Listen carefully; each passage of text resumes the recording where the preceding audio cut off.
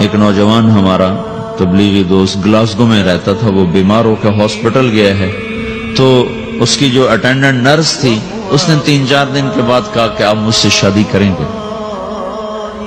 اس نے کہا میں مسلمان ہوں، تم کرسچن ہو؟ کہا میں مسلمان ہو جاؤں، اگر آپ شادی کرتے تو میں مسلمان ہوتا۔ اس نے کہا تم کس وجہ سے مجھے یہ پیشکش کر رہے ہو؟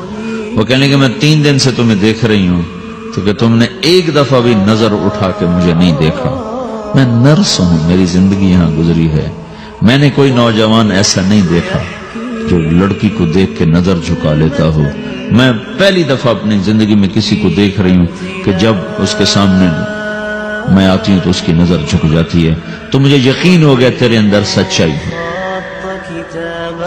وہ مسلمان ہو گئے، اس نے آگے کتنی بچیوں کو مسلمان کیا۔ پھر اشفاق احمد صاحب مرحوم تھے، یہ ڈرامہ رائٹر، ان سے اچھی سلام دعا تھی میری، تو ایک دن مجھ سے کہنے لگے کہ میں تبلیغ کے کام سے متاثر ہوا ہوں انگلینڈ جا کر، پاکستان میں نہیں انگلینڈ جا کر۔ تو میں ایڈنبرا میں پارک میں بیٹھا تھا، میری بیوی میرے ساتھ بیٹھی تھی، تو ایک جماعت آئی، انہوں نے آ کر اذان دی مغرب کی اور نماز پڑھی۔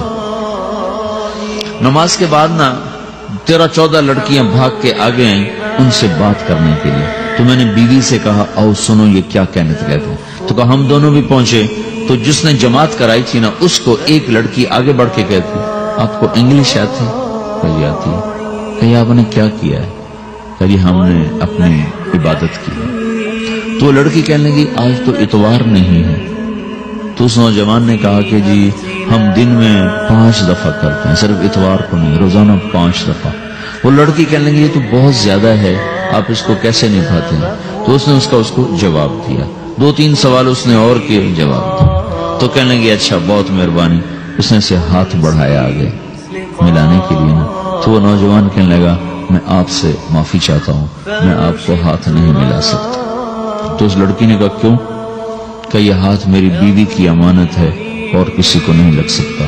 تو لڑکی کھڑی تھی، وہ زمین پہ گر گئی، صرف اس بوجھ پر زمین پہ گر گئی، کھڑے کھڑے وہ زمین پہ گر گئی اور وہ بچوں کی طرح رونے لگی پھوٹ پھوٹ کے، اور کہنے لگی وہ لڑکی کتنی خوش قسمت ہے جس کے تم خامد ہو، کاش یورپ کے مرد بھی ایسے ہی ہوتے۔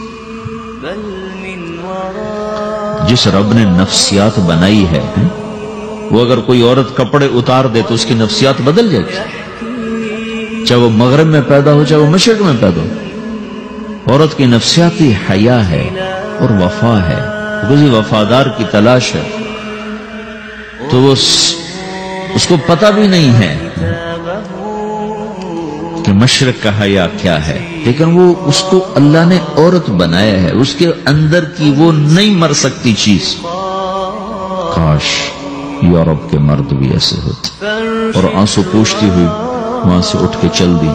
تو اشفاق صاحب مرحوم کہنے لگے میں نے اپنی بیوی سے کہا بانو آج وہ تبلیغ ہوئی ہے کہ لاکھوں کتابیں بھی چھپ جاتی، وہ کام نہ ہوتا جو یہ نوجوان اپنے عمل سے کر لیا۔ تو میرے عزیزو کٹی پتنگ نہ بنو، اپنی کٹی پتنگ کی منزل کوئی نہیں رہتی۔ اللہ اس کے رسول کے ہاتھ میں اپنی ڈور دے کے چلو، اللہ اس کے رسول کی غلامی میں اپنے آپ کو چلاؤ تو اللہ تمہیں بھاگ لگائے، عزت بھی دے گا۔ اپنی منمانی میں کوئی راحت نہیں، اللہ کی قسم کوئی راحت نہیں۔ 6 بر اعظم پھر کے تمہیں بتا رہا ہوں کہ جو اپنی ترتیبوں پر چلنے والوں کے دکھ آپ لوگ اندازہ نہیں لگا سکتے۔ چلنا ہے تو اللہ اس کے رسول کی زندگی کو اپنا کے چلو، اللہ تمہاری دنیا بھی سکھ والی بنائے گا، آخرت بھی سکھ چین والی بنائے گا۔ لیکن یہ سیکھنا پڑے گا، سیکھنا پڑے گا۔ تبلیغ اس کو سیکھنے کی محنت ہے اور اس کو آگے پہنچانے کی محنت ہے۔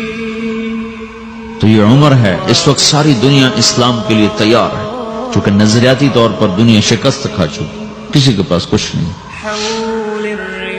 تو ہمارے پاس ایک ایسا خوبصورت نظریہ ہے کہ جو ان کو بڑی تیزی سے اپنی طرف کھینچ سکتا ہے، اور اللہ کا احسان ہے کہ تیزی کے ساتھ نسلوں کا رخ اللہ کی طرف ہو رہا ہے۔ تھوڑی ہمت کرو، چھٹیوں کا وقت تبلیغ میں دو، باقی وقت اپنی تعلیم کو دو، گھر جاؤ تو ماں باپ کے خادم بن کے رہو، نوکر بن کے رہو۔